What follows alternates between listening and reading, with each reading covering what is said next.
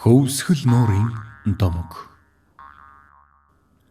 Хөвсгөл далайн баруун талд хавтгай оройтой том уул байдгийг уран түш гэдэг ажээ.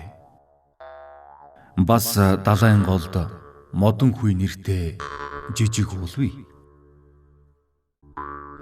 Эрт цагт уран түш уул хаа холоо сүндрэлсэн шовх сүрлэг оройтой мөнх цаст уул байж гин. Тэр үед хөвсгөл далай ажиж байсангүй. Энд харин зах хязгааргүй говь байж гин. Тэр говьд таргын таван ямаа таглаатай худаг хоёроос өөр юмгүй нэгэн эмгэн амьдардаг байсан юмсанч. Эмгэн нэг өдөр 5 хар ямаагаа услаад худгаа таглахаа мартаж.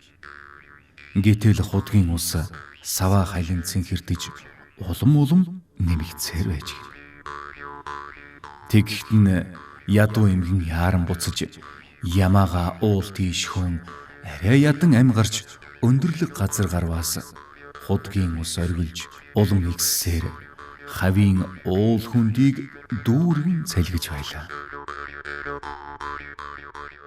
Эмгэн гэртээ ирээд үнэн учрыг өгүүлсэнд өвгөн нь дарахныхаа багж хас сурхусураа нийлэн хажуугийн уран түш уулын оройг тайран авч тэртээ доорох ориглон буй худгийн амийг чиглүүлэн шийдсэнд яг онолдон очжээ.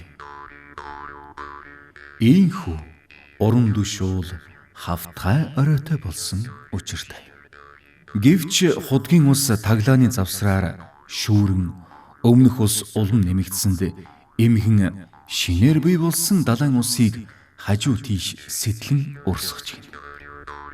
Тэр цагаас хойш энд ус ургамал уул модон тэгширсэн үзэгсэнд нутаг бий болж шин тогтсон далайг хөвсгөл худгийн амийг тагласан уран түш уулын оройг модон хүй эмгэний сэтлэн урсгасан голыг иг хэмээн нэр иддэг болжээ.